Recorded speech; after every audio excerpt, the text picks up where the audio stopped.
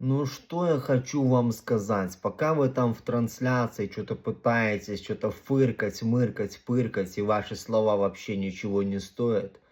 Другие, кто также смотрит мои прямые трансляции, а именно кот, забрасывает нам 150 рублей на разбивку яйца об голову. Поэтому погнали, прямо сейчас, максимально жестко.